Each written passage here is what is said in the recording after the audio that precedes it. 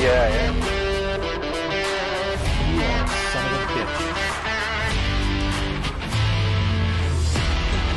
Un saluto a tutti. What's up, Juventini? Welcome back to the AJC, your channel locked in on everything Juve. And today, the Azzurri, as well as the knockout start in the Euros. And of course, we'll chat about that. But I got Trim and Omer with me. Fellas, always a pleasure. Great to see you. All right, everybody in the live chat, take a second, drop a like as you get in here. And of course, subscribe if you're new to the channel. We got a ton to recap in this past week of news. You could see the header there. Giuntoli seems to be a man on a mission, okay? So we've got a lot of action this mercato in terms of rumor, but even things that are going down. The window is yet to officially open, all right? But there's still people that aren't quite there with the hype on Giuntoli and everything, and we're going to tackle all of that today. I want to say a quick shout out to some folks in the live chat. Calcio 3 Buongiorno, guys. Forza Italia, a casa, Switzerland. Ciao tutti from Kocek here. Vida, ciao ragazzi. And then we get into Cristante, and that's where I'm going to draw the line. No offense to Forza Juve, but Cristante, I'm not mentally prepared this early on into a show, but I promise you we will get to that, okay? And we need to get more you angry tuning in here. Let's go, Yeah. guys. Yeah. First off, you guys have a good week. How was your week this week? Trim, did you have a good week? Yeah, it was pretty good. Can't complain. The end of the week started to get a little bit of a lackadaisical lull there because, no games to watch and to really kind of get geared up for. So starting to get a little bit nervous today. I don't know if it's a good or bad omen. We got some rain today here. As you know, Al, it's a long weekend here in Canada for us. Yeah. And so I don't know if the rain's the Switzerland tears or if it's going to be Italian tears today, but I'm hoping for the former, not the latter. So Absolutely. Hopefully it's the Swiss there. Omer, how's your week, man? How are you doing? Yeah, it's been great. I feel like I stepped out of a bubble. Like I woke up in the morning, went to work.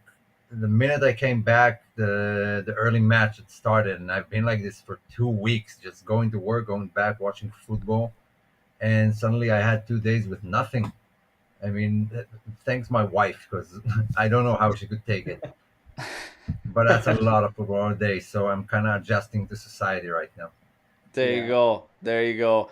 And ciao to Swari coming in here and Matteo as well. What's the predicted lineup? We will get to the predicted lineup, but we got to tackle the Juve news and everything. And as for my week, everybody, obviously, you got to thank everybody in the AJC Army out there. The birthday wishes were amazing. Had a great day yesterday. The night before, had a game and scored a beauty of a free kick. All right. Oh, my God. First one during the Euros. Oh, what's that? First one during the Euros.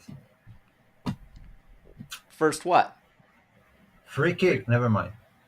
Oh, We didn't get a free kick in the Euros? Nobody scored a free kick yet?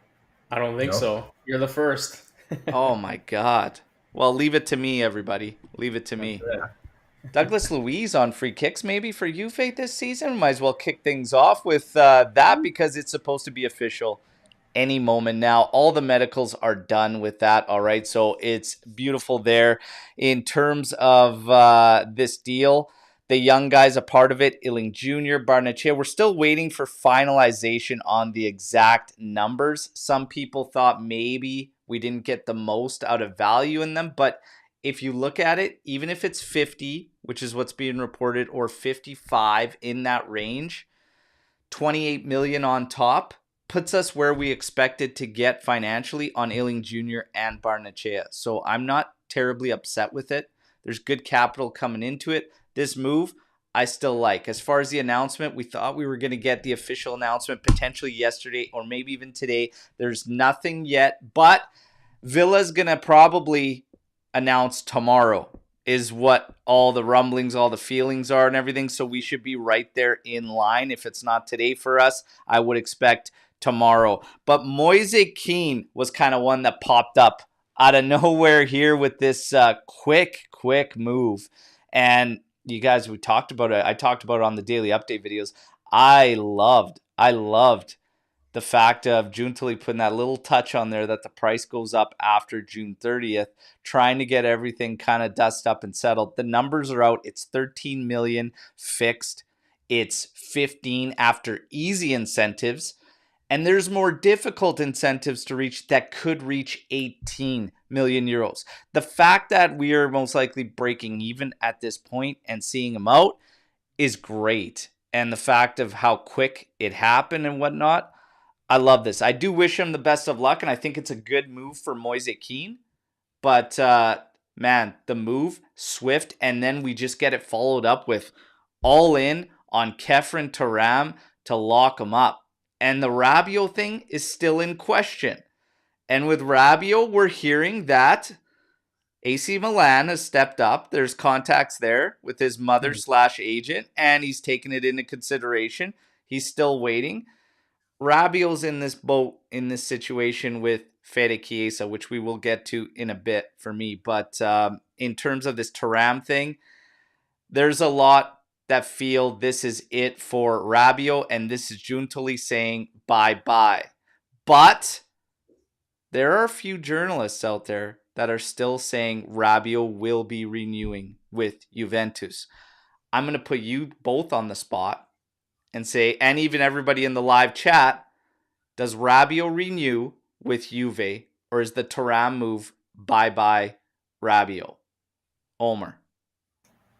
I think it's bye-bye Rabiot. I don't see them both getting in the mix. Assuming Juve are going for koopmeiners and Douglas Luiz. I mean, those are not small money transfers. Those are not players who come to sit on the bench. So something's got to give. And it looks like Rabiot at the moment. I don't see him along with Miretti, who Motta apparently likes, and Fagioli and Locatelli, and I don't know who's going to be there.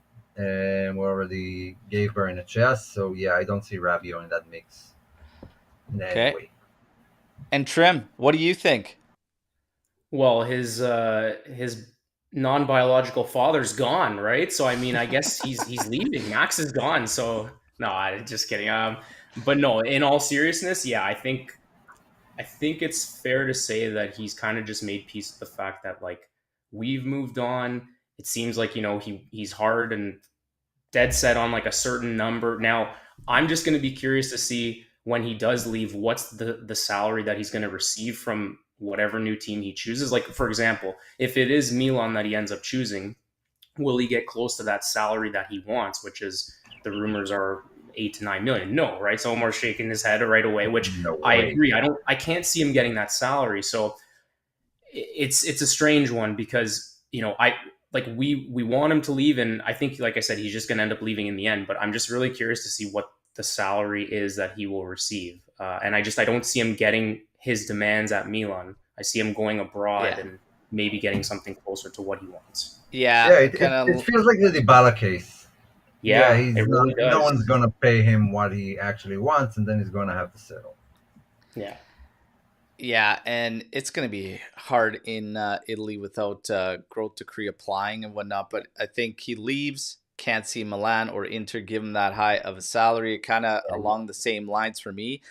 In terms of why I think I'm leaning more towards personally feeling it's bye-bye Rabiot. I think it has more to do with Giuntoli, who is going to be one of the main themes of today's show, basically, in the business that we're doing. And I did allude to the fact that Chiesa is going to kind of fall into the same discussion for me, because we start to get the rumors yesterday that his agent, Ramadani, has opened up to the renewal with Juventus, despite discussions with Napoli, with Roma, through intermediaries with Bayern, etc. And it's so funny because literally the Daily Update show right the day before, I said, I feel he's coming back with his tail between his legs and going to realize you don't have the leverage. You never had it in this. However, is that offer still going to be on the table for Fede? And we're going to get to this in a second, but this is why I'm getting these vibes with Rabiot, is because I think Giuntoli has been very, very clear, I think, and even in the early on days where people seem to kind of forget the whole Bonucci thing. But I think that was like a key indication of what he was ready to do. And now that the reins have kind of been handed over and the cleanup financially, so to speak, it's like, okay, now you've got reign to fire away. We're getting your men in. Guys are leaving. Manna's leaving. Cherubini's leaving, etc. Like, this is your show now. I feel like he's gonna do what he wants to do and get there at all costs, whatever his vision is.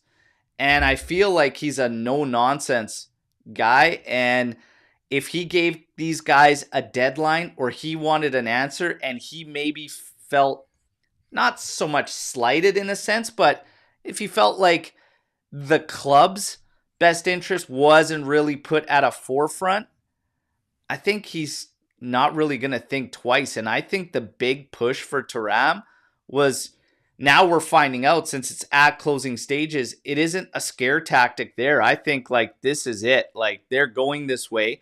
And I think Rabiot, yeah, I think he's going to be on the outs. With Chiesa, we're hearing that the Adeyemi rumors could potentially have been this scare tactic to get him to come crawling back. And maybe that is the case.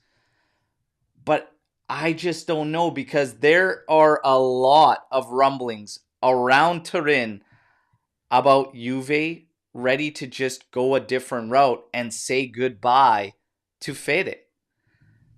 And I got to pose this question to you guys. Like, are you looking at that way from Giuntoli's point of view? Do you think that offer is still on the table for Chiesa? Say these rumors are true and he comes back willing to accept that bridge. Do you think the offer's still there?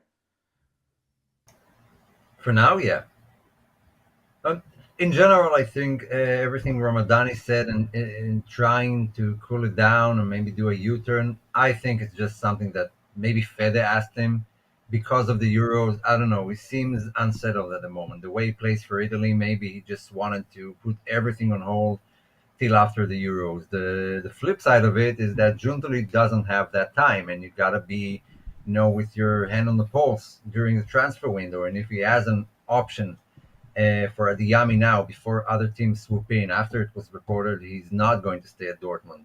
Same goes for other names we heard, like Dani Olmo and can't remember who, but there were a few. So I think it's Chiesa trying to cool things down for now till Italy are eliminated or winning the Euros, hopefully. And then it'll get back to the table.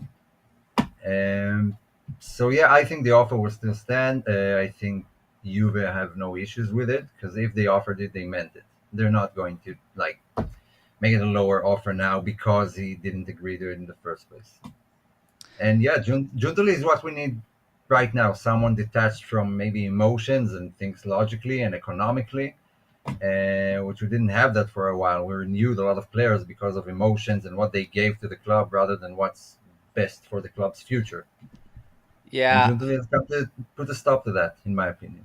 And I'm kind of thinking, though, it's not necessarily that they're going to offer all of a sudden lower to Chiesa, but I don't see this push for Juve to try and scare him into getting this, coming back with his tail between his legs. Like, I honestly think Giuntoli was indifferent to it. Like, you can go if you want to go. We just want the coverage financially that we're looking for, and we're happy to move. So that's why I'm having a hard time buying that these alternatives are scare tactic. I don't really think it's a scare tactic. No, I mean, he's got to have other options. Yeah. Yeah. He's got to prepare for that.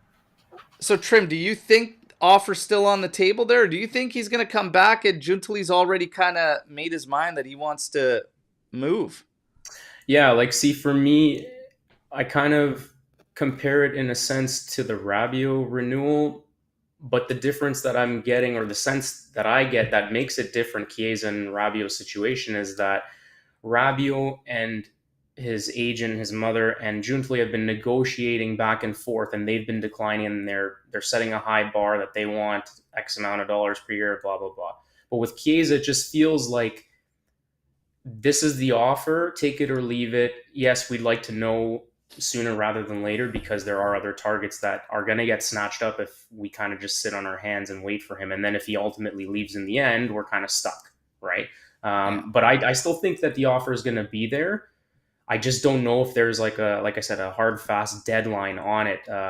It's really hard to say, but I think the offer will still be there if he wants to agree to it, because it is only a 1 year bridge. Because the other factor too is, in all of this, whether he stays or not will dictate, is Sule going to be sold or is he going to stay? Because I think that we are going to be looking for one, maybe two wingers, regardless of what happens.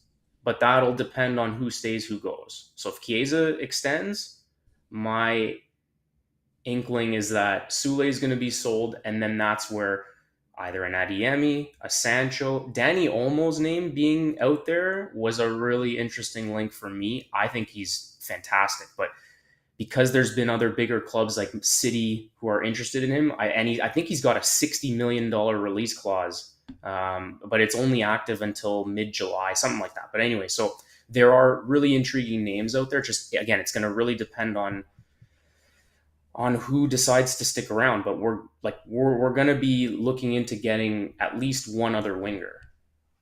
But I think that offer will still be there for him. Yeah, I think it's a tough one to read. I think it really comes down to if there are in fact any offers around where Juve needs to be. Yeah. If the offer is there, I think Juve, everything I'm getting kind of from word of mouth and rumblings out there in Turin and whatnot, is they would probably be taking it. I know, and the general consensus in the chat here is that none of the alternatives are as good as Chiesa. What's interesting is all of this. Trim obviously brought up Sule's name. Out of these players, we have never heard of Motta's desire or need to move forward with Chiesa, but we have heard a bunch of that with Sule, and that he actually wants Sule. It's interesting. It's a bit contradicting when you try to wrap your head around the reasons of why you would say no to a Chiesa, yes to a Sule. However, this is what we're getting. There is possibilities opening up in this window, and this is why I really like the way things are moving with Giuntoli right now.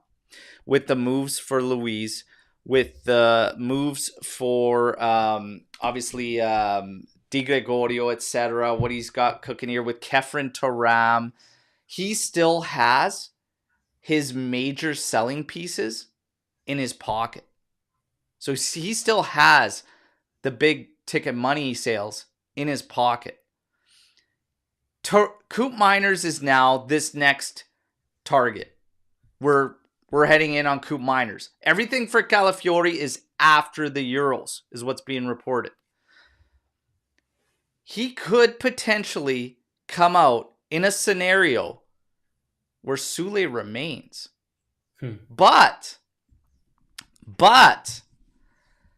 there's a lot of the fan base on the daily update videos that have said it would be silly for us not to sell Sule at this moment if his price is in fact going to drum up 35 to 40 million euros. It's a good point because there is some risk involved there if things don't pan out or whatnot. Coming off the season, he would. How do you guys feel about that? Do you prefer him being kept, or do you think it's a moment we should cash in on Sule? Trim. So I would argue and say that despite his high upside that we all see, and you could easily make a case for him to go, whether it's the Premier League or another big club, and flourish and increase his value, I am with the majority of the fan base in the sense that I think his value is at its highest right now. So this is why for us and for Giuntoli specifically, it's really difficult to gauge because, again, it's not a perfect world, but if you're telling me that two of the three or 4 or multiple targets on the wing have confirmed and agreed that they want to come to Juve. We have a good working relationship with those clubs that we can actually acquire them by making a few moves. Then it's like all the dominoes are going to start to fall. Chiesa will go, we'll get money for Chiesa. Sule will go, we'll get money for Sule. And then next thing you know, we've got 2 to 3 new wingers. Any mix of Sancho, Adiemi, Olmo, Zhigrova, I don't know, any of that kind of mix, right? So we'll see. It's really, really interesting to see, and I'm very curious to see how it happens. But this is where that bridge renewal for Chiesa is important because, to kind of lock in a veteran like that who's got experience and we all know his capabilities. For me, I would, if we're going to sell Sule, we have to keep Chiesa and then go and get one of those guys. Yeah. There's just so many moving pieces. It's actually crazy to think about. Yeah, I think it's one of those things where you might have to cash in. Obviously, everybody's seeing this post from Juventus social media there with Douglas, in parentheses, Costa Brazilian flag. Thinking a little bit of a hit there on Louise there or whatnot. So wanted to post that up as it's coming up in the chat and everything. And I just saw it. But yeah, maybe this is them with their little subtle hint at it finalizing. Now we got to get to Omer's thoughts on Sule. I think it's the same for Sule as it is for the entire team, which is what the management has preached. If the right offer comes for anyone, we would consider it. And so I think either way, one of them has to go in order to fund the rest of the mercato. That's where the big money is. Obviously, Bremer rumors have died down. Vlahovic rumors are non-existent. Yeah, so aside from Ildiz, I mean, no one is unsellable. So if an offer of 40 comes in tomorrow for Sule, Juve would consider it and would, answer the phone call and hear what they have to say. And if the same thing happens for Chiesa, they will do the same thing. I have to get to this comment because this is what's being brought up as obviously Huijsen and his future is in the mix as well. We saw Illing Jr., Barnechea added to this Luis deal and everything. And there was a comment that came through in the daily updates that said it was looking at it from a sentimental point of view, really with the young talent. And it was this dream of Juve having its own and building its own and creating something strong and powerful from its own next gen and these guys, etc. And that seems to be fading away kind of completely in almost one mercato seemingly and whatnot. And it's always going to be this desire of our own. And I get it. I really do. But maybe it's just me, and I prepared myself for quite some time because I've repeated this quite a bit. But for me, Next Gen and all these young guys have saved us through a very difficult period. And it allowed us to save a lot of money and clean up those wages and everything and do the work financially we need to do while they were still helping us on the pitch. But I do ultimately feel that Next Gen ultimately will be this kind of cash cow for Juve, this rotational thing with young talents where only really the elite get integrated into the first team. And the rest, that's great. You have bargaining chips, you have sales, you have this constant money that you could drum up with sales of these young guys. But I think that is ultimately the way we should be. And for me, if I look at this thing as a whole, you still have young guys around. Juve went out and got Yildiz. He went to our Primavera. He went to our Next Gen. He was ahead of both by miles. He is in the first team. We're going to commit to Yildiz. That's a guy like we want to be. Cambiaso, we're committing to. That's a young guy like you want him around. Fagioli's one of us that like he is going to be around. There are still young talents, but these are guys that should be with the first team. And it makes sense. I'm not going to get awfully sentimental whether it's young guys or old guys we're getting rid of because ultimately I have one thing on my mind. And with Giuntoli on a mission, as you see on the header, I think he does too, and that is best possible roster going into next season, period. Regardless of age, etc., whatnot, it's best possible roster. And that has to be the priority. Your starting 11 has to be the strongest that you could possibly create given the circumstances of this mercato window and everything. And that's where I'm at. With the young guys, yeah, I'm sad to see some of these guys go. Okay. And Sule, yeah, I mean, there might be this little what if thing or whatnot, but if he drums up 40 million and it's that much in profit, pretty much pure profit, I'm sorry. I don't see enough there to kind of stop the other plans of Calafiori, of koopmeiners, etc. And that's where I'm at. Where do you guys stand with this sentimental draw or this thing about the young guys, our own, and creating them, and having this team that we have legitimately built with the young talent? Omer.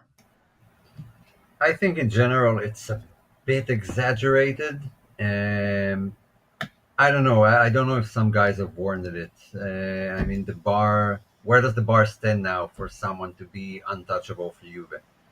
Is it based on the hope of him becoming something great, or is it just because he came from the academy? I don't know. I want to wait a bit more with these guys. Of course, I like them. Of course, I want them to succeed.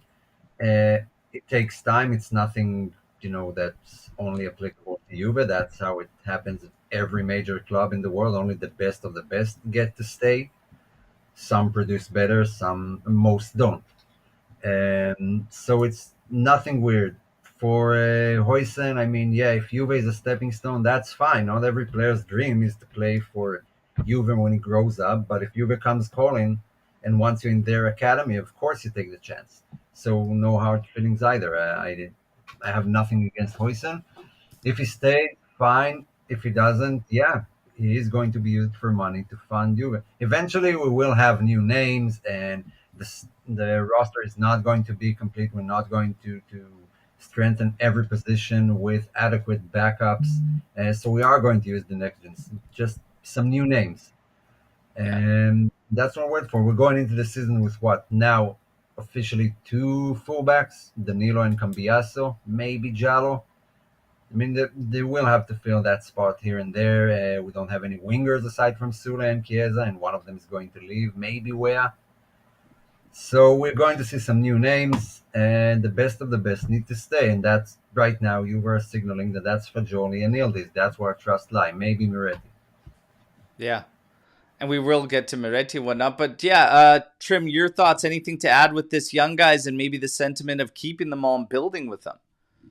Yeah, so it's funny. A thought just popped into my head, and it's like the catchphrase, I want to call it, of the summer or of this team is sustainability. So to me, there are many ways of being sustainable.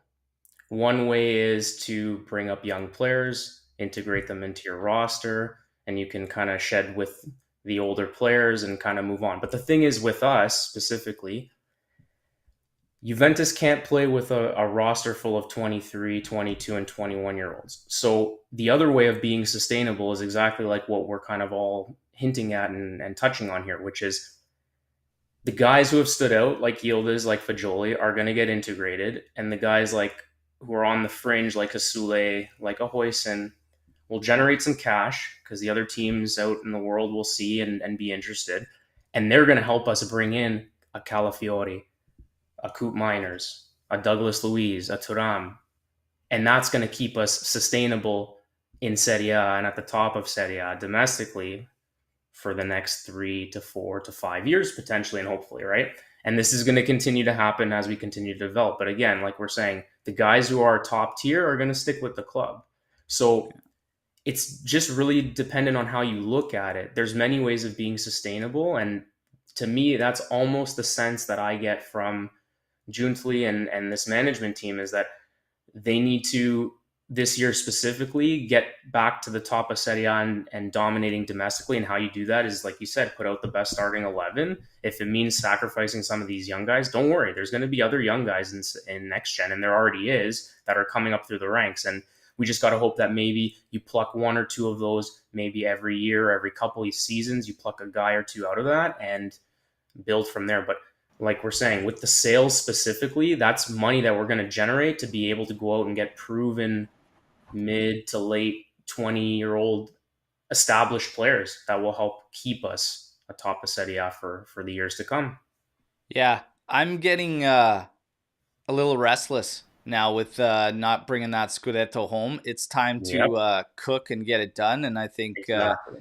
I think Giuntoli's been doing a good job. We will get to Giuntoli, but of course, there's another name in the mix with these young guys and everything, and that is obviously Dean Huijsen, who's got.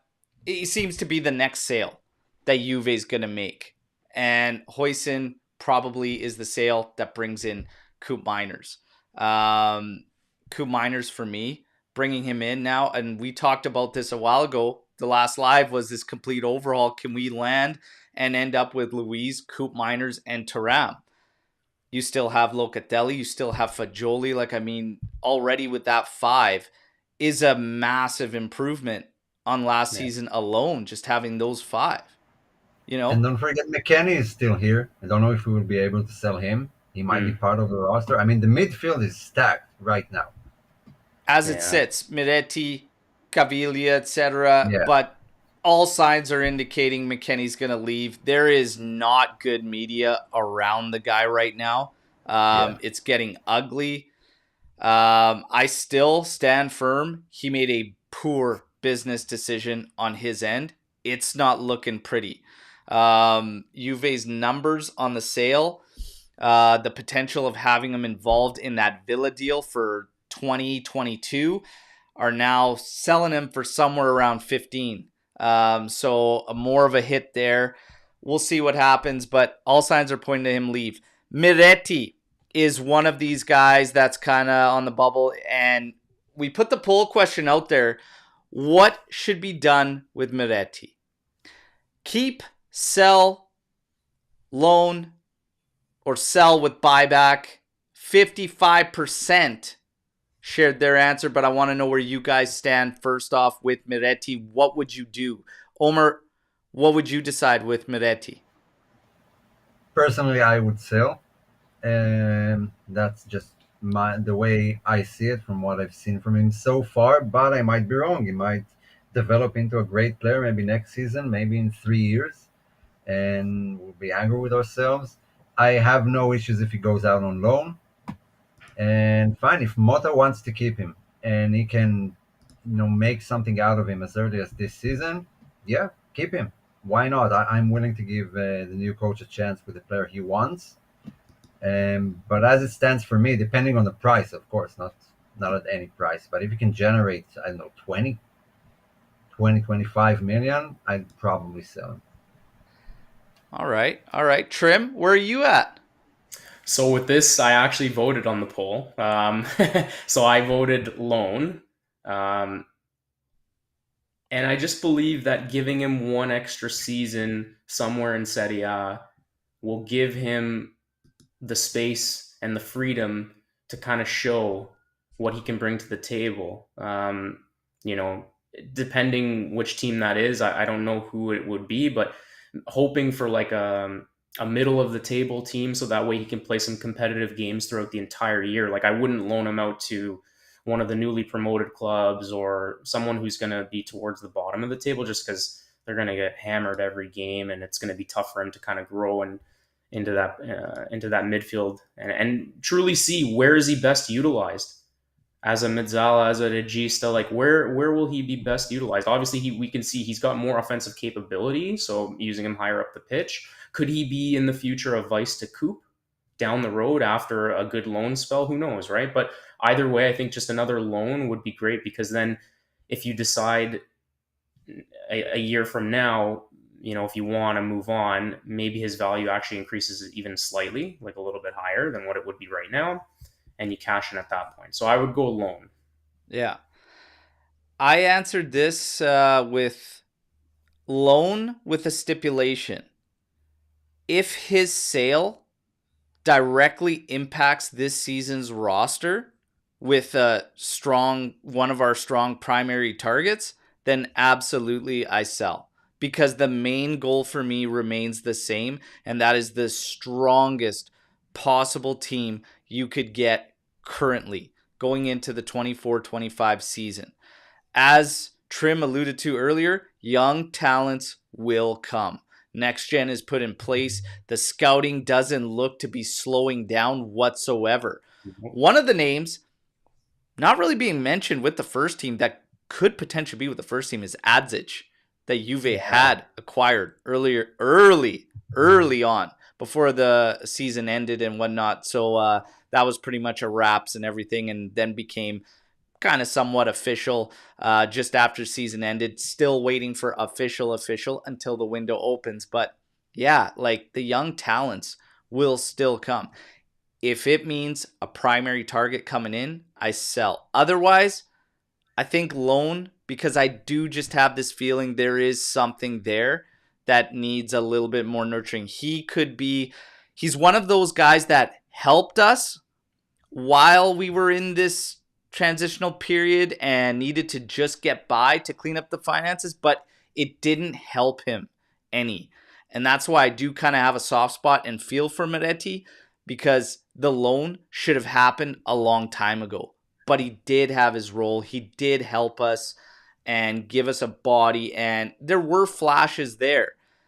But ultimately, we all knew that loan should have been done before. Even Sule, I think, was a loan that was held on to a little bit longer than it should have because of those circumstances and whatnot. But with Miretti, loan. Huijsen, there's still many that say do not sell Dean Huijsen.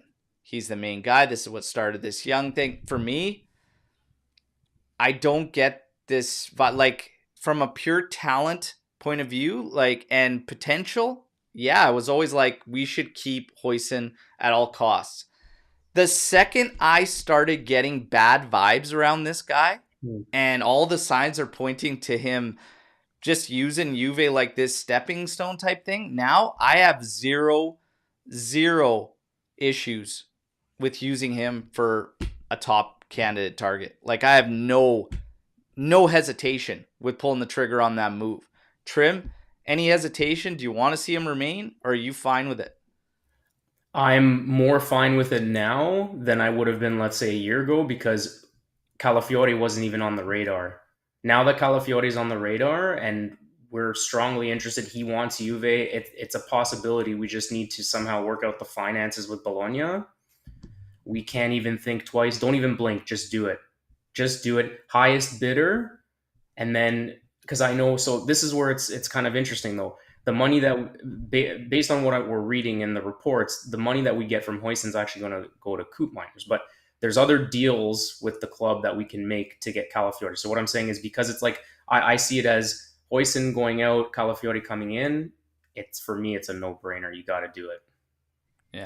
Yeah. Omer, Huijsen, any hesitancy on the sale?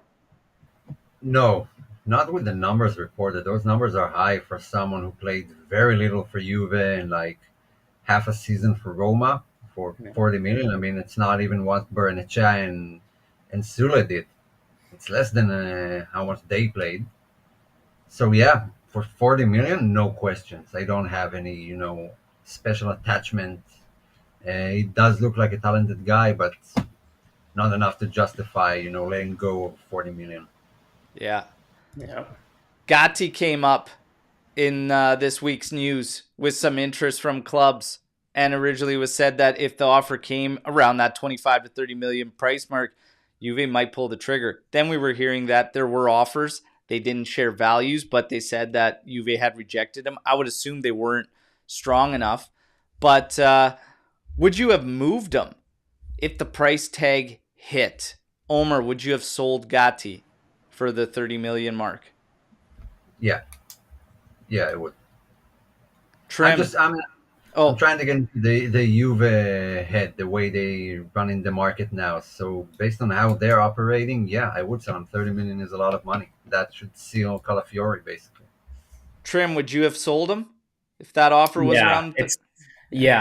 Like got his kit and everything. Like, I love the guy. Bricklayer. Like, how do you not like the story behind him, obviously, right? But for that money, I mean, we're probably never going to get an offer like that if one was to actually come in, right? One of the things that came in was a comment from, I wouldn't, it was definitely not the majority, but there was a consistent comment amongst some Juventini in this move that spoke about loyalty and said the club needs to remain loyal to certain guys.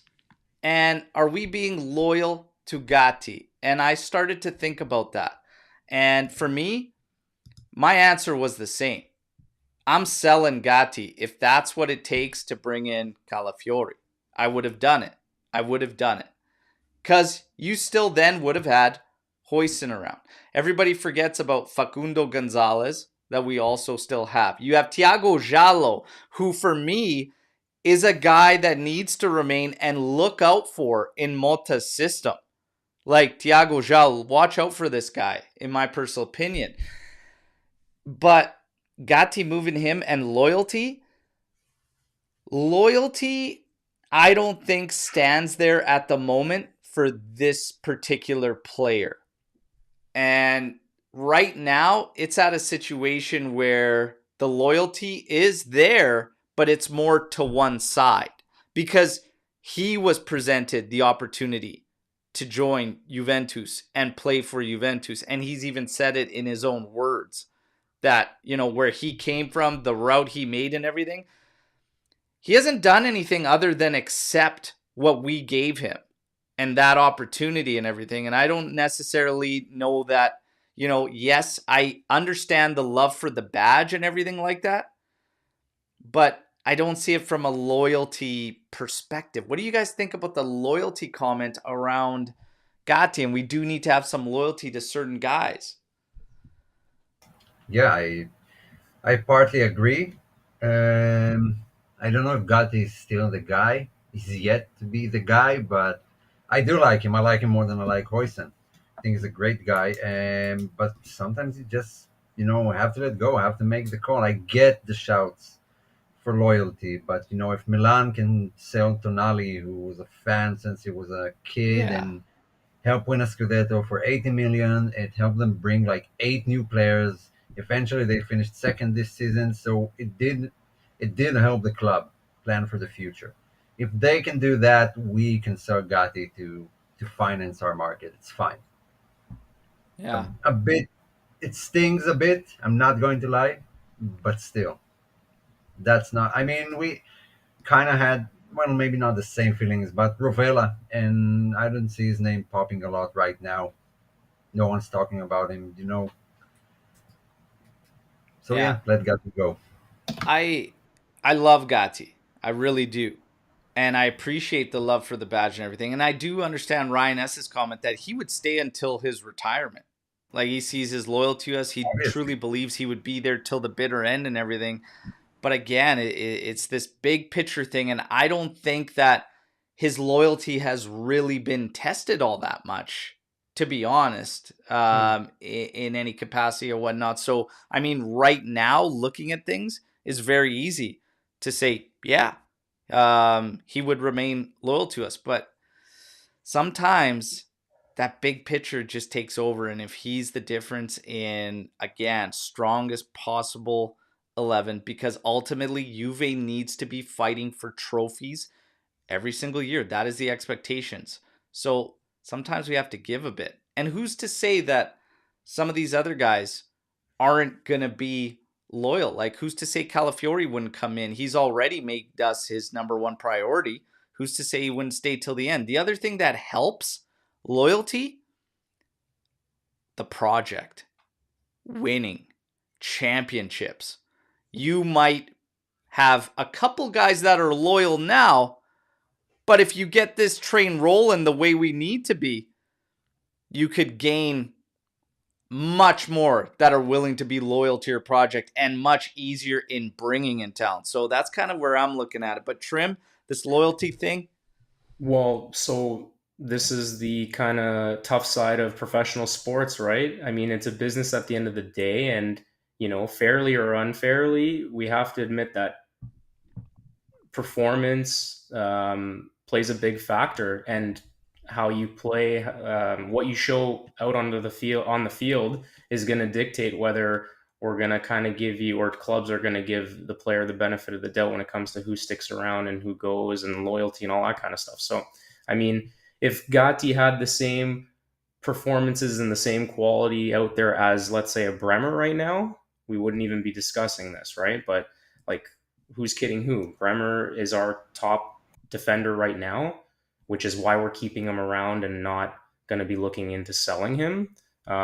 So, loyalty aside, like, you got to factor that into, like, I get it. I'm all about sentimental value as well. I'm always a big, team first guy and fight for the badge, and guys that grew up as fans of the club, diehard fans like ourselves, like, sure, we'd like to have a whole roster full of those players, but at the end of the day, it's, this is the tough side of sports, and it's a business, right? And if teams are willing to throw what we would consider, like, to me, I consider that top dollar for a guy like Gatti, if someone's offering 25 or 30 million, I mean, oh yeah, it's the same argument. Let's look at it in a different way. Like, no emotions at all. If you have to sell, you'd rather sell from your wide roster, from your bench, than from a first team, right? Exactly. Now the question is Gatti a first team player? How do you see him in the Motta system? Is he a first team player in that system, assuming Calafiori comes in, or Kiwior, or whoever it is? If he is, then yeah, 30 million for a first team player, that's fine. 30 million for a substitute, for a bench player, that's a lot. That's a lot, and a lot easier to replace. So if his position next season is mainly on the bench and substitute to the main guys, who I hope would be Bremer and Calafiori, and is still behind Danilo, and I do think Giallo is going to get a lot of minutes. Rugani, we don't know what's going on with him. Gonzalez. So where does Gatti stand in the ranking? And does 30 million is 30 million a steal, like everyone here is saying in the comments? Yeah, I would have to say it's a steal, to be honest. And yeah, he's on the, where he ranks. Yeah, it would be big. It would be big to get that. But I'm happy with him staying. It's fine. And going to the loyalty thing and everything like that, again, I think that something I talked a lot about this past season still plays into my whole thought process with everything, and that's the culture. The culture that needs to be redefined at Juve in terms of generating more guys being loyal to the club. Because we used to have a ton of guys that were like that, and they didn't have to be Italians either. But that was because of the strong leadership that was at the club. And one thing that is definitely suffered over this transitional period is the leadership. The guys leaving, the guys who are left there to take over. We've been saying this for a while. The leadership is not where it needs to be. But that plays into this whole loyalty thing and everything like that, because it also starts at the top. The board was dismantled, all this. The board also was sidetracked, very sidetracked towards the end there and everything. But culture, the culture is massive. We need to redefine that. You've got a guy in Giorgio Chiellini who will be returning in September. That's a start. Having some of these guys, but get that culture right at your camp, and it will bleed down the line. It will trickle down the line. And yeah, ultimately, the main thing is how strong your project is. That will help you massively in terms of loyalty as well. So yeah, it's going to be an interesting one to see. Giuntoli's got a lot going on.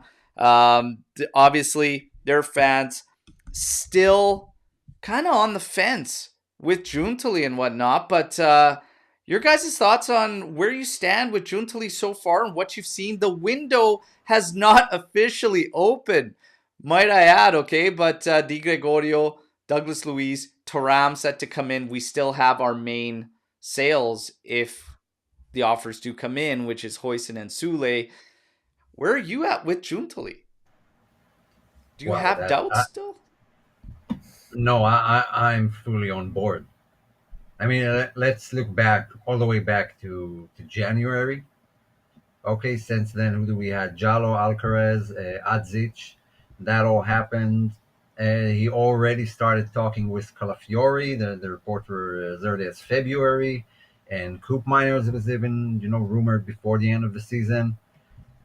So he was planning, and it's been a month since the season ended. Like, when was the last game? The end of May. In that time, we replaced Allegri with Motta. We signed a replacement for Tech, who's on his way out. And we are going to sign Thuram, Douglas Luiz, Alicia Lemon, underrated. That's going to be massive for Juve's PR and for the women's team and for women football in Italy in general. And we have a lot of links. That's while a Euro is happening, and some of the players are busy with that. And he's been alone for like most of it. His guys started showing up just now at the end of the month. So what he achieved in June before the window even started, I never imagined that. I imagined all of it will take a lot longer and some deals will be closed near the end of the summer. But so far, that's insane improvement. Yeah. Yeah. Trim, your thoughts on Giuntoli? Well, the guy's a magician, man. He's making guys disappear that we thought were never going to leave the club, like a Moise Kean, possibly Exactly. De Giglio. Yeah, it's like I don't know. I mean, the other side of it too is people who are doubting within our own fan base. It's like take a look around at Serie A, other Serie A clubs' fan bases. They're all like shitting their what because they can't believe this guy's pulling this off, and people are still to like we have other fan bases saying to us like he's not going to be able to pull this off and get Calafiore and get koopmeiners, and because they know that he is going to do it and he is capable. Like the other teams are taking notice, man, and he's put Serie A in check. He's putting all those teams in check, saying like we're ready to rock this year. Get ready because it's not going to be easy, and we're going for that number 39, man. So yeah, how can you be doubting this guy right now? I don't know, man. The I don't get it. Chihuahuas are trembling. They're shaking. They're shaking. They're trembling, and I Big love time. every second of it. Look, when I got to talk about Giuntoli, it's pure excitement right now for me. Okay? Yeah. That's the one way I could say with him. Am I sold 100% at the moment? Well, no, because you still got to see everything weigh out, and we've got to wait for a little bit more, finalization to see. But I mean, the steps are going in the right direction. The key things that lead me to more being locked in with him are things like he set the tone early on, and you could definitely, one thing I think we can all probably agree on, the club's best interest is being put like front and center. And it's not going to sway for anybody, no matter who the name is. It doesn't matter. It is all about the club. I love that. The fact that he's gone around and he's got the players' agreement before anything is brilliant. Okay, so he's locked in with these guys. He's got terms agreed. They like the terms, so they're like, okay, yeah, we're going to go for this. And that's opened up time for him. The way he's worked around here. I've asked this question to a few people. And I said, when's the last time you could think of a mercato around Juve where you got rumors, and they were good ones in there, but then all of a sudden you started seeing them land? Like boom, boom, boom, boom down the line, and you're like, holy, this isn't just nonsense anymore. Like, this guy is moving. Giuntoli's cooking. He's cooking. Okay, when I told my father that we sold Moise Kean for 13 million fixed and there's incentives for 15, and he goes 13 euros. And I'm like, no, 13 million fixed. And he's like, that's all I need to know. He's like, fantastic. He's like, my dad's like, same thing. He goes, I scored more. He's like, and then he said, of course, in Italian, "Chi ne cazzo l'ha comprato?" Right? Like, who the fuck bought this guy? And I said, Fiorentina. He goes, whatever. He's like, good for them. But Two birds with one stone. That's it. he's cooking, man. He's cooking. So I'm pumped. I'm pumped for it. I'm completely behind Giuntoli. One of the things around all these rumors is a lot of change. So one of the comments that kind of stuck with me through the daily comments in the daily video, was I feel like there's going to be too much change with this team, and it worries me going into the 24-25 season. So we got to wrap our heads around this and whatnot. And Trim, how do you feel about that? Are you getting any concerns about too much change with the roster going into the new season? I wouldn't say that I'm concerned because of the amount of change. Obviously, there's going to be a transition period, even with just Motta coming in and taking over the exact same roster. If we kept literally everybody and went into next year with the exact same roster. So I can understand it from that point, but the changes that have been made or are being made are necessary changes, right? So, like I said, certain players that have been around for a while and haven't been able to produce or are kind of just very inconsistent, we're now bringing in new, exciting, proven names that are gonna be difference makers for our team moving forward. Again, it's not saying we're gonna go 38-0 and win the Scudetto, but you have to be excited at what he's done so far in terms of transforming this roster and bringing in players that will fit Motta's style. So yeah, there's going to be a transitional period. So it's change, but I wouldn't say it's too much change to the point where it's going to throw the season out of whack. Like, I don't know. We have too many good players or potential good players that are coming in to affect it to that point. Like, again, there's going to be a transitional phase, but no, I'm not overly concerned, I would say. Yeah. Omer, any concerns with too much change with the roster? No, no, of course not. How long have we been talking about we need it's not only the roster, there's a structural change at Juve, and that's what we've been crying for a long time. We've talked about a lot of defected areas within the organization before we even get to the roster. And some guys, the goal, even the goalkeeper coach was like fired, and there's a new guy. I mean, he basically changed everything. Yeah. Everything, and that's what Juve needed. I have no worries at all, and because now I don't know what the fan base wants. Do they have patience, or do they not have patience? Do they want to succeed right now, win Scudetto next season, or have patience for a longer project with the young guys? And I mean, a lot of contradicting stuff going on right now. I'm super excited. I'm psyched for the new season. I love the players we're signing. I love the direction we're going, and yeah, that's just it.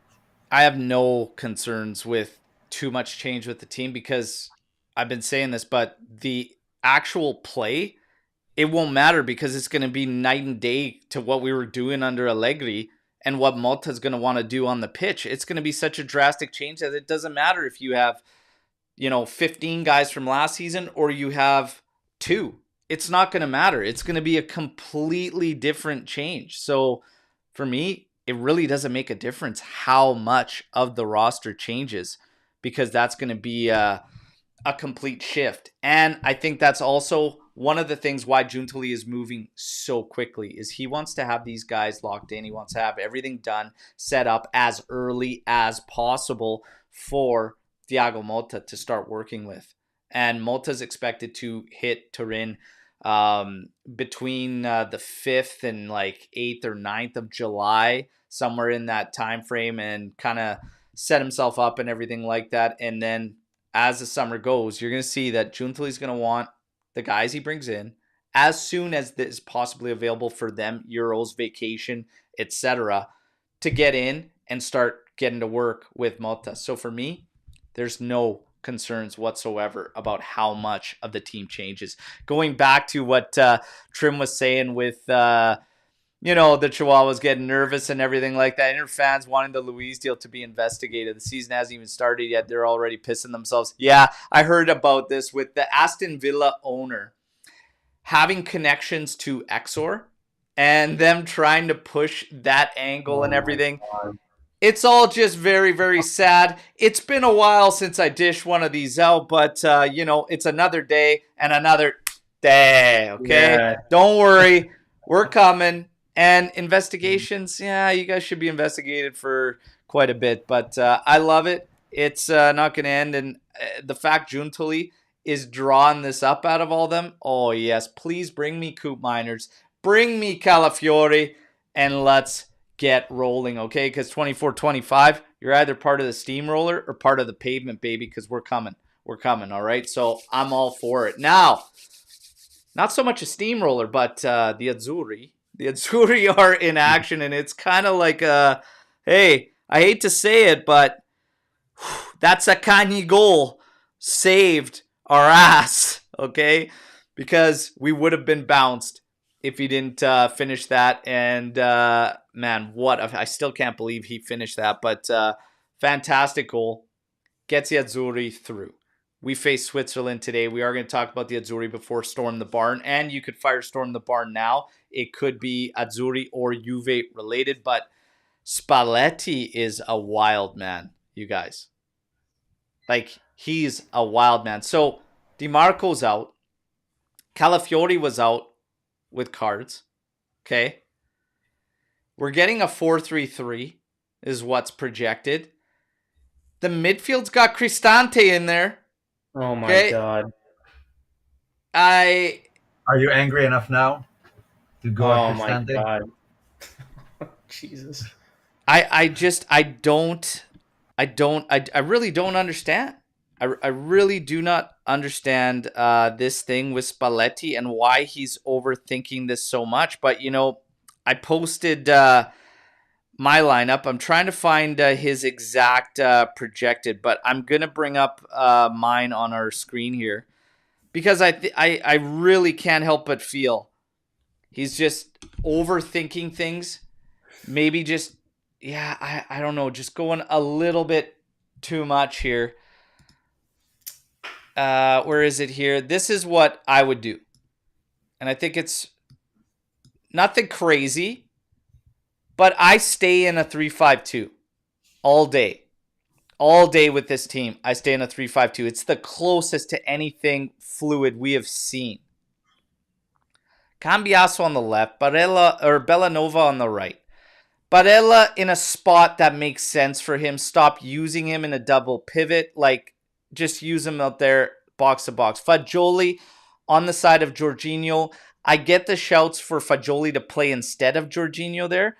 But Pellegrini and Fratesi have not been up to it. And Jorginho could get the job done there still. Buongiorno. Darmian on the right. Bastoni on the left. And Chiesa up top.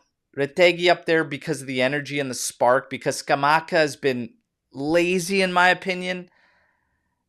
I've seen the shouts for 3-4-3. I don't think you can rock with this team with only two midfielders in there. I just don't believe in that. Like, they'll get shredded. And a 4-3-3 doesn't give me much confidence that we'll be able to support the attack enough with the fullbacks. I don't know. Where are you guys at right now? Where's everybody at right now with these Azzurri? What do you think about this lineup? What do you think about the 4-3-3? Cristante in there again. Like, Darmian on the left. It had Di Lorenzo on the right. Bastoni and Mancini. Mancini? I don't know. I don't know where Spalletti is aiming, how he wants this team to look. We've seen a bunch of just mishmash lineups and players who doesn't suit their position. Our main issue is on the flanks. Like, I love what you're posting here, but after Spalletti called Di Lorenzo his son in a recent interview, and he's like a son or whatever, he's not going to drop him. And that's been our biggest problem. We had Di Lorenzo and DiMarco, two guys who can't beat their player. You can dribble past anyone. So you were failing to progress upfield. I mean, there was an imbalance there. Jorginho can't play 2 matches a week, especially not in a 2-man pivot. So a lot of stuff there that just didn't add up. And you ask any fan, it's not like what we're thinking.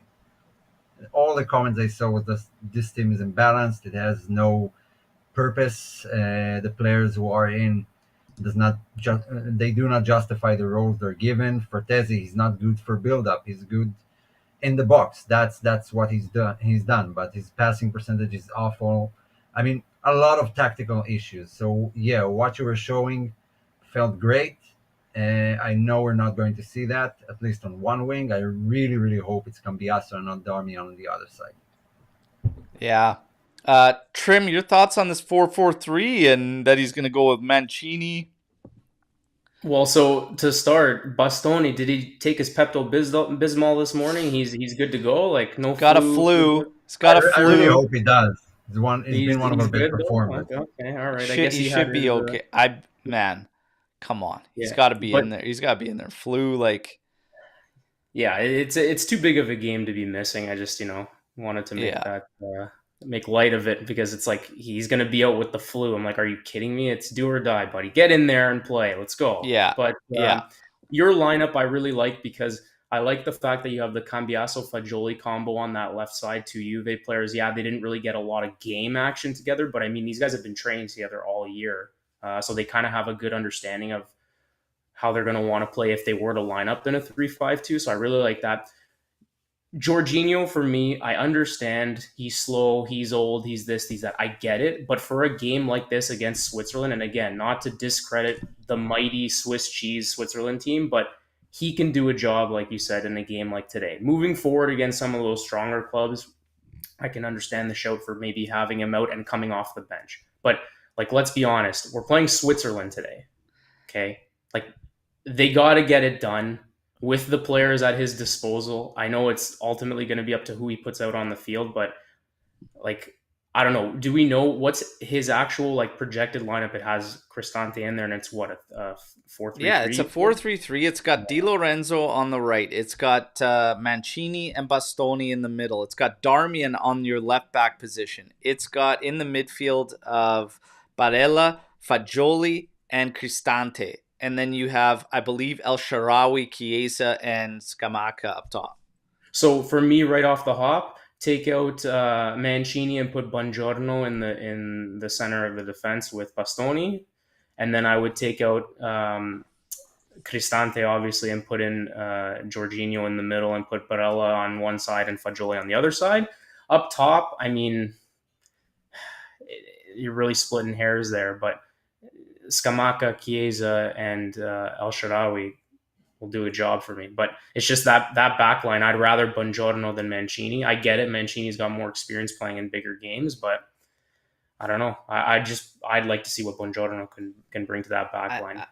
I just think like Spalletti's wild. Like he's just wild right now. Like it's all over the place because you get something that brought I don't think the Croatia game was a disaster like so many people talked about. Like, if they buried some of the chances we had, that game would have been completely different. They just weren't finishing. But I don't know. Like, this lineup is bizarre. I don't think you're going to get enough support from the flanks in Dilo and Darmian. Darmian could get forward and stuff, but you lose so much. Watching him last game in the final third, over and over and over. It's like the dude needs an hour to get something done there. Like, I don't see enough support there.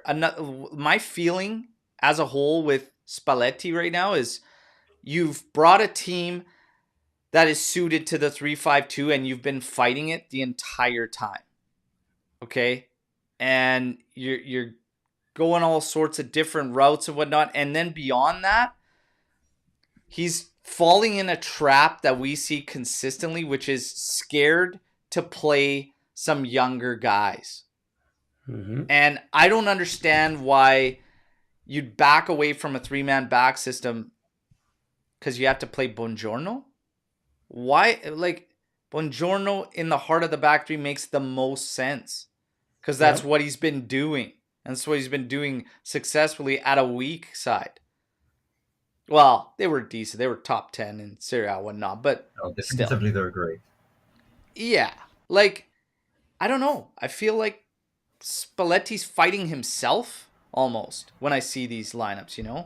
We'll see how it plays out. Let's look at it in a different way. What kind of positives do we have going into the match? Fagioli, if he starts, is a positive because he should have been starting. That will help us. Barella in a more suited position where he could be at his best, that's a positive. No more pivot with Barella. Have him being able to move forward. Fagioli, and this is why I said I would have stuck with Jorginho. It's a Swiss. Just don't let him take any PKs.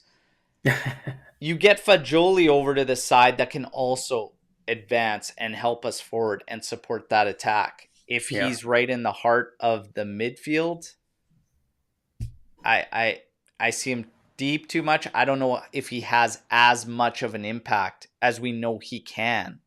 If he's tasked with all the defensive work because Jorginho doesn't do a whole lot, so that keeps him away from goal where he's at his best. He's more prominent in attack than he is in defense. He works hard, but I think now he works too hard, and he doesn't have enough support. Maybe that's why Cristante. I don't know. I still think it's weird as hell. But yeah, it's a one-off game. Anything can happen. Any penalty, any red card during the game can change everything for either team, and it's very hard to bet on those types of games. The Swiss are no pushovers. They had a good tournament. They've been really organized, and they do have some players who play at top level, especially their midfield. It's going to be interesting. I don't know. I don't want Italy to fall behind. That would be a disaster, in my opinion. So 17-1 right now, by the way, for Italy to win it all. 17-1 when making the knockouts is massive odds, Nice. but that's a healthy payout. We're on the good side of the bracket. I mean, we're not going to make anyone but so England. 17-1 there. For reference, in 2020 when I put the bet down for them to win it, before the tournament had even started, a game was played, I got 13-1 odds. So in the knockouts, on that side of the bracket at 17-1, I'm gonna have to put a little chicory on that, I think, everybody. But we gotta put our predictions in, everybody. Trim, you're going first up, brother. Putting you on the spot here. Okay. Italy, Switzerland. What do you think's happening? So shout out to Swarit, our beloved Chiesa, Fede Chiesa supporter, #1 fan in the chat. I'm going our big X factor that nobody's talking about. Remember, we're talking about knockout stage. Chiesa is about to make his appearance starting today. So I'm going 1-0 Italy. Chiesa's getting that goal. He's going to bag it. He's going to run to the sideline, slide across his knees, arms in the air, the classic Selly at the corner flag. And we're going to get the job done, boys, and we're going to move on and play those damn Brits, hopefully, in the next round. Let's go. I think you're going to face my mighty Slovakians in the next round, because Slovakia's got something for England coming up. And we'll talk about the Ride or Die Challenge. My prediction, Italy, Switzerland. 2-1 for the winner. It's the Azzurri. It won't be pretty. It's going to be ugly, but we'll find a way. And I see Italy just getting by the Swiss. 1-0, Azzurri, Swiss equalize, and the Azzurri get the winner. Does Chiesa get on the score sheet today? I think he'll have a helper. I don't see him scoring a goal, but I think he'll set one up. Probably the first one and whatnot. As far as goal scorers, I think Barella gets on the score sheet today. And we will get one of our strikers has to score. So whoever the hell's up top, we need to get a striker going. So I'm going to take that one for us. So 2-1 for me. Omer, your prediction? I start getting the butterflies. Yeah, I love the Euros. Okay, I saw that dog today. That dog who bets on game. They put 2 baskets in front of him and they throw a ball and he notches it in. No, I don't know what video Skanga sent you, but it's not that. That's how he does his predictions. He throws the balls up and noses it into a basket. I don't know. A football match is so random, especially the Euros, that might be the correct way to do it. Just go as random as you can. So that dog had Italy winning 3-2. after taking the lead, going down 2-1, equalizing, and then getting the winner. Maybe it's been on penalties. I don't know. Maybe it's a 0-0 draw and 3-2 on penalties. But either way, I'm sticking with the dog. So 3-2 Italy. No comment on whether it happens over 90 minutes, 120 minutes, or God. penalties. No PKs. All right. Please. All right. We are going to eliminate this. Everybody knows, and you guys had plenty of time, so you know who your ride or die cast member is. But we have the brackets set up in front of us. With the Italians facing Switzerland, you have Luca versus Lucci. So it pains us that, we got to back Luca, but we are definitely backing Luca here in this one. My mighty Slovakians taking on England. Is Slovakia going to do it? I don't They know. might. England looked horrible. Yeah, the way they're playing, it's not good right now. So your Slovaks, buddy, might be a dark horse to take them down. Yeah, to some degree, I might prefer England to Slovakia right now. I think I would not be surprised if that game goes to kicks in 1-1. England not scoring, we'll see. But they could explode at any moment, and with Slovakia, it could happen. But no. Well, they can't because it never happens. Yeah, we can assume, but honestly, they're very poorly coached. Yeah. I don't know. We'll see what happens. Then we got my mighty Austrians with the Tony's turkey there. Tony's turkey. Anthem trim there with turkey. I'm sorry, man. I see Austria moving through. No chance. Turkish delight for all. We're gonna be buying Turkish delights, those chocolates. I'll send a box to all the Team Tony ride or die supporters. You get boxes of Turkish delight on me if we win. They still even make those? I think they're banned. They're horrible, but we're not going to go into detail about that. Don't worry about that. Omer, you're the tiebreaker. Who's taking that one? Which one? Austria, Turkey. Honestly, if it's not Italy, I hope Austria wins it all. Yeah, I think Austria are winning it. I'm going to be quite honest. I look at that upper portion of that bracket. Austria's hitting the semifinal, everybody. I'm telling you. Yeah, they're a good squad, though. We got Anthem trim there with Holland against Luca's Romania.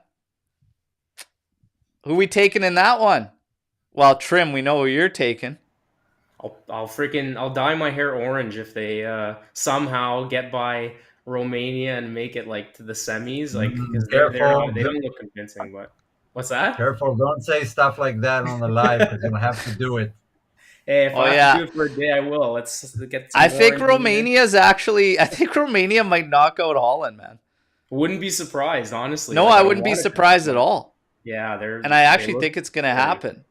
Yeah. Now on the other side, Omer, your entire fate riding with Spain, and that's not a bad thing this year. Okay, you got Georgia, Lewis. I'm sorry, brother. Spain, I see easily going through there. I don't think anybody's going. I went out playing with Bulls today earlier because all my eggs are in the Spain basket. All the other teams are eliminated. I don't want to end up like Joe. And on the other hand, yeah, they've been the most impressive team, I believe, so far in the tournament. They've won all their games, so I still have high hopes. Yeah. Then we get to the Germans and the Danes. That pits me against Lex. Germany hosting a tournament. I'm gonna go with them. It's gonna be a tough game, but yeah. I think the Germans get through. It'll be tight though, very very tight game. But I see Germany going through. Yeah, I do too. Yeah, I think so as well. It should be a pretty good game though today. I wouldn't be surprised if it even goes to extra time. I can see it being a little bit closer than probably Germany wants it to be, but in the end, I do think they get through. And the Berto Mafia always keeps it rolling. No surprise there. I had all three of my teams go through, just like Anthem Trim. Mm-hmm. Slovenia, Portugal. Yes. Let's pits go. Luca against the Tonys. I'm sorry, man. Portugal's We've got gonna go. hope. I've got hope in my Slovenian brothers and sisters. Let's go, man. You We know got what? this. The Euros, there's gonna be upsets in this first round, like the round 16. There's gonna be upsets. Who are those upsets gonna be? We gotta see. Slovenia, though, I'm not gonna call them. Georgia, I'm not gonna call them. Um, Upsets depends where you rank these teams, because I don't see Romania beating Holland as an upset, but some would call that one. Yeah. Slovakia doing it to England, that would be an upset, and that would probably be one that I'd bank on. Like if I Yeah, was that's gonna the pick, most. Yeah, an upset, I'd feel that's safe the most about maybe probable picking one. that one. France and Belgium to close things out. Pits Lex and Lewis. You know what? I honestly have no idea, because neither team has really impressed me whatsoever. France has way more talent, obviously way better roster, but they're playing not very well. Can Belgium do it? Depends if De Bruyne is freaking insane, because that's all they got. And Not with Lukaku, no. No. yeah, like I Yeah. just I just don't see it happening. So I'm gonna go with France. I'm gonna go with France. Yeah. Yeah, I think so too. Just depends Yeah. which Belgian team shows up, really, right? But I mean, the way that they're playing, they're so unpredictable, and I can't Yeah. They've see been them. awful. Yeah. Now, storm the barn. Finish with a few. We got a couple more, and then we're gonna wrap things up. And then, of course, everybody go do your thing. We've got the Azzurri playing in like 2 hours from now. All right, so everybody getting ready for that. If you have to predict, what do you think the rest of the transfer window looks like for Juve? Um, Ooh. I'm saying I'm not sure about Calafiori, but koopmeiners comes in. I think we land koopmeiners. And I would say get ready for Morata 3.0. Oh So yeah. I'm definitely going to say that's coming. Caviglia will go. Miretti will go in some capacity, I believe. Loan or sale. And Huijsen will be sold. I'm going to say Huijsen is sold. Sule, I think might remain. I actually think Sule might stay. So, yeah, I don't know. That's kind of it. But I do say we get koopmeiners. I want Calafiori to come in. I'm not 100% sure if it happens or not. I think Calafiori happens. I think Koopminer happens. I believe we'll have like two, maybe three more signings that are not expensive, just to fill in the roster and add some depth. Maybe Salamakers and some of those names we got to hear. And I mean, Motta, Gazeta published their list of players Motta asked the management to let go. So Moiskin, Milik, McKennie, Deshilio, Kostic, Rugani, Arthur. Keane is already out. McKennie is almost been out. Kostic rumored to Crystal Palace. I mean, let's say those seven are out. I think either Huijsen or Sule or Chiesa, one of that trio would leave, and the two others will stay. And no idea who. Yeah. Trim, what are you thinking? So I think Calafiori digs his heels in because he wants Juve, and they're gonna have to find some kind of resolution with Bologna. I think it gets done. I just, in terms of how quickly, it's gonna really depend on the player and his agent, and just trying to get the two teams to come together. But I do believe Calafiori comes in. koopmeiners is gonna come in. In terms of the outgoings, I pretty much agree with almost everything Omer said. I would just say that instead of one of the three between Sule, Huijsen, and Chiesa go, I'm going to say actually two of them go. And the reason being is because we're going to have to bring in another winger as well. So it'll be between one of Chiesa and Sule. One stays, one goes. And I do believe Huijsen will go, because all of that needs to happen for me in order to bring in Calafiori and Coop.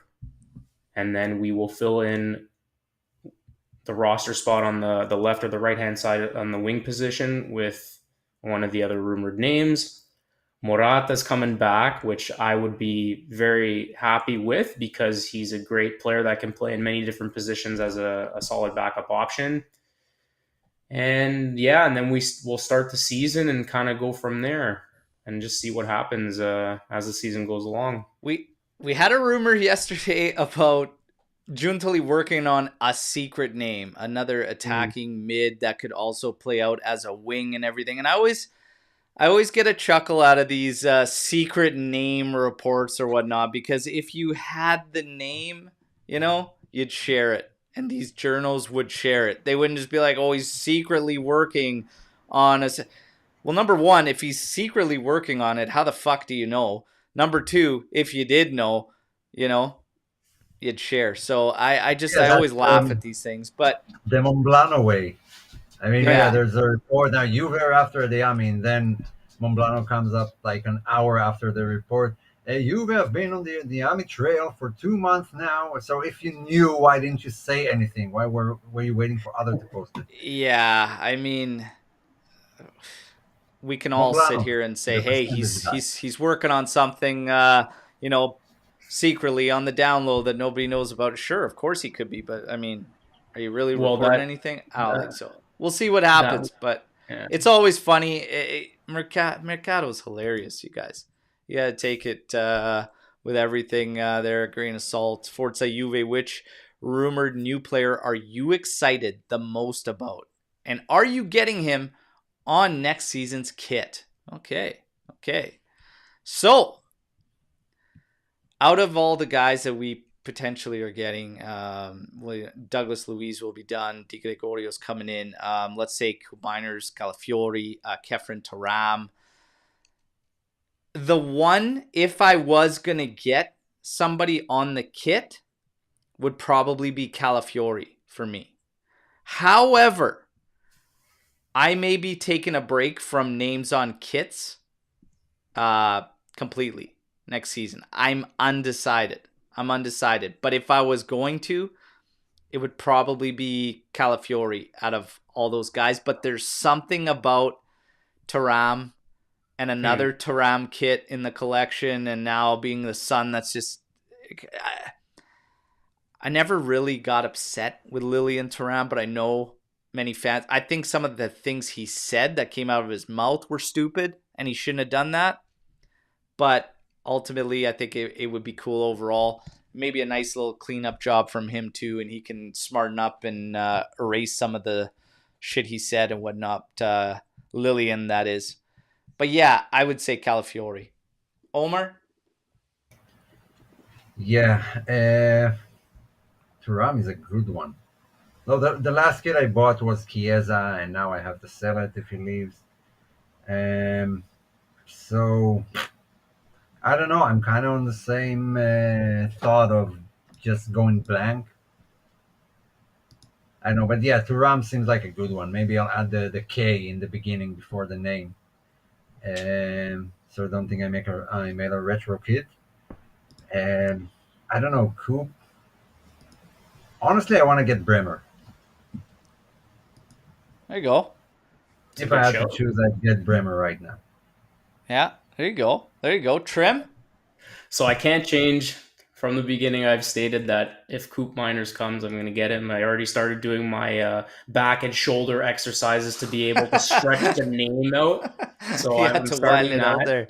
But yeah, no, I mean, with the three of the four, like Luiz is probably for me the least, like I'd be least likely to get him. But you can make a case for all three of those guys, Calafiori, koopmeiners, and Thuram, if they do come, and when they come, you can make a case for all three. But this year, I'm only going to stick to two. I think it's the third kit and the home. Those are the two that are on my radar. That piss yellow kit, no thank you. You can keep that, Juve. I'm sorry, but it'll be a sight for sore eyes while we're playing those games and those kits. But yeah, I'm not if we're balling out. If we're balling out, it'll True. Make it okay. We'll see what happens there. It's definitely the lowest rank out of the three, but yeah, we'll see what happens with the names there. I like Alex P's thinking there, because I do think Coop will probably be the most influential. Yeah. On a kit Fagioli. We treat him as a new signing, and I was like that. In the back of my head thinking that maybe a Fagioli kit could be the time, right? But for me, I would get Calafiori out of the new signings if he came, and maybe on one of the lesser kits, maybe a Kefren thuram, but I don't think so. I don't know. Need a little bit more. We'll see. It's always tough picking. Mateo coming in here, we always get this question. Anytime there's national duty out there, we get this question, and it's if the country you were born in played against the country of your heritage, who would you cheer for? If Italy played Canada at any level of game, I am 100% only wearing my Canadian jersey.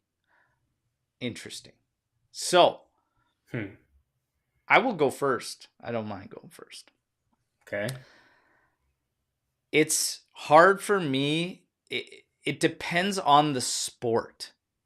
That's what I'm going to say. And the reason is because as old as I am now, watched, these national sides in their respective sports for a long time. There is no connection that's strong enough yet for me with the Canadian football team. Like it's not there because there's no background. I grew up not even watching the Canadians men's national team because they're not doing anything. So to have a connection as strong that I do with the Azzurri is not going to happen. It's just not going to be there. Am I going to cheer for the Azzurri against Canada? Well, I mean, I'm actually going into that game okay with whatever the outcome is, because I'm not going to go against the country where I live and whatnot, but I'd obviously have more sentiments for the Azzurri just because of history, the background, and everything. It's what I connect to way more. Hockey, I'm not going to connect to the Italian national side's hockey program. I am definitely going to connect with Canada's more because same thing. I grew up watching a ton of Canadian hockey. It's different. So in a football game, yeah, I'd be with the Azzurri. Omer? Country of living versus... Azzurri, definitely. Yeah, all the connection, all the memories, the shirt, what gets me going, definitely Azzurri for the same reason. Just what I've been watching since I was a kid, what I liked, and yeah, definitely Italy for me. Yeah, there you go. Trim.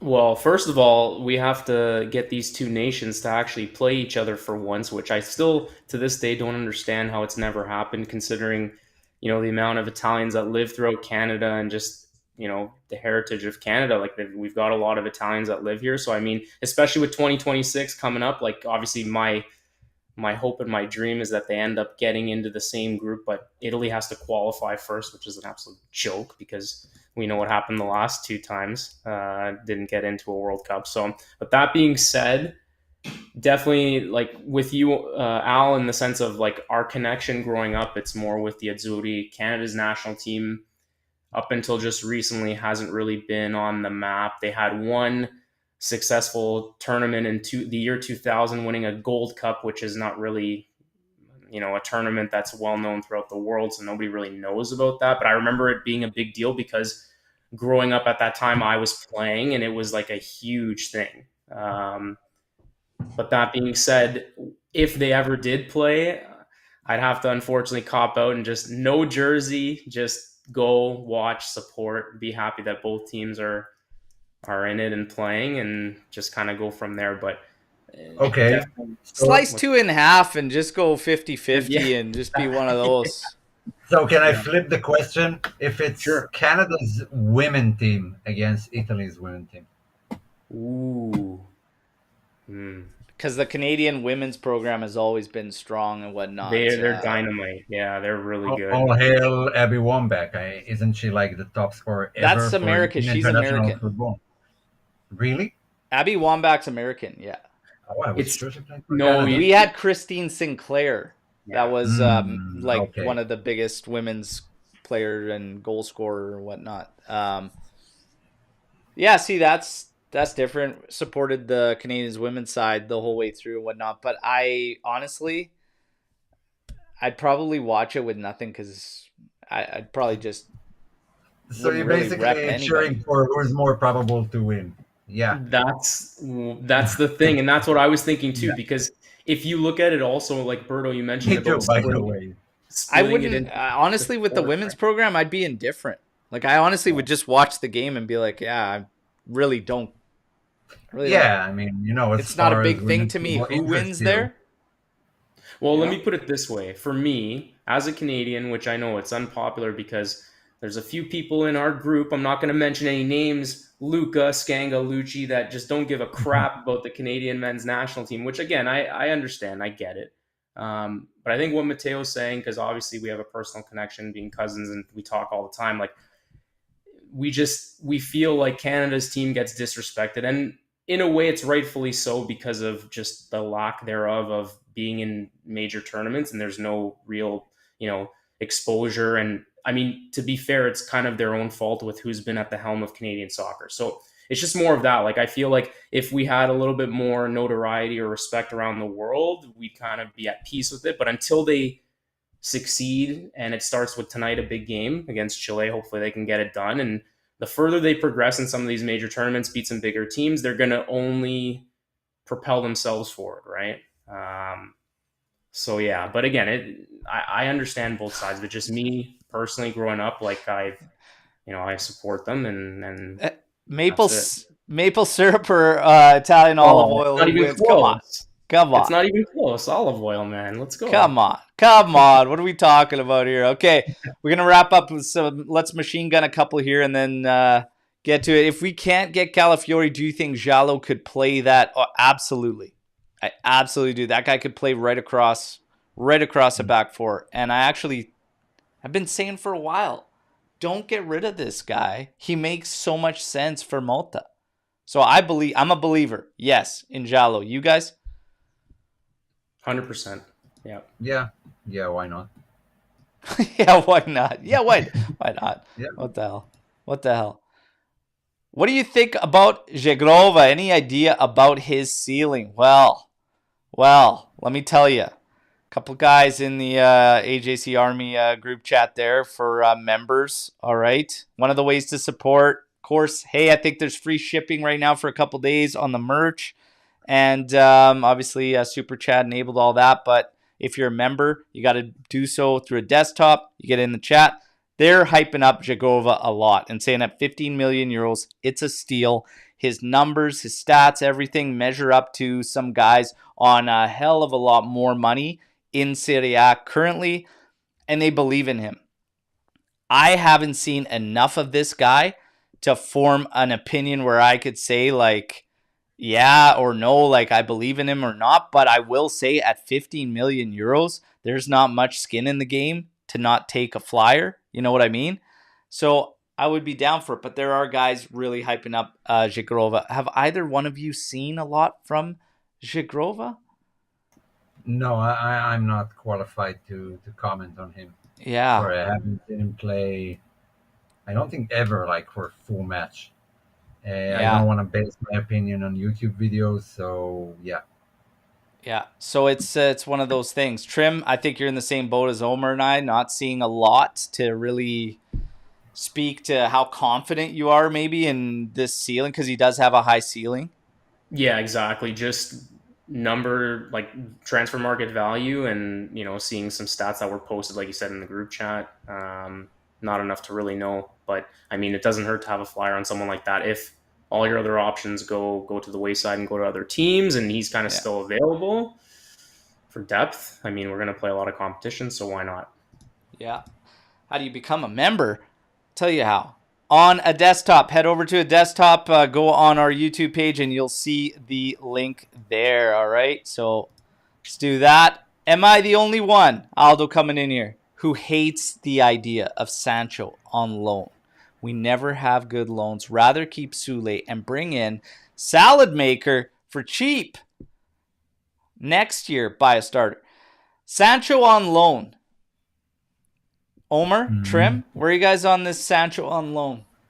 Well, you Yay know or where I nay? stand.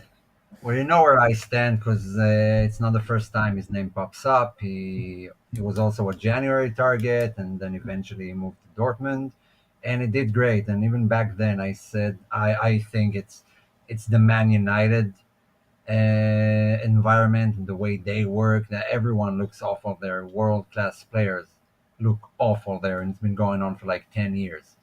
And he's been great for Dortmund. So I still think he's fairly young, and we can definitely pull something out of him, especially in a more tactical side that plays for technique and more proactive football. Defensively, I wouldn't bank on him for anything, but I do think there's a great player there, and I would actually really like to see him at Juve.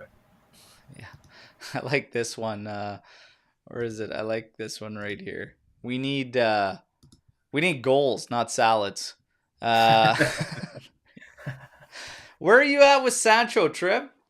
I like it. I think it would be a good option if it's for loan. Now, if they tie an obligation to it or they try to tie an option to it, obviously I prefer the option so that way we can kind of assess after a full season. But I think like to Omer's point, like this past year at Dortmund, I think he played really well, and I think it just speaks to Man United's environment. Like he was a highly touted prospect coming up through the ranks. I know that a lot of people I've seen in our chat when we've been doing the lives have mentioned about he has maybe like kind of like personality issues or issues with like training and stuff like that. But again, coming to a new club, like he kind of showed it this year. You didn't hear about any of that stuff at Dortmund, and I feel like we're I would like to hope and think we're a fairly decently run club that will, Motta will keep him in line if he was to come. And I mean, why wouldn't he want to try to flourish here with another big opportunity, another country?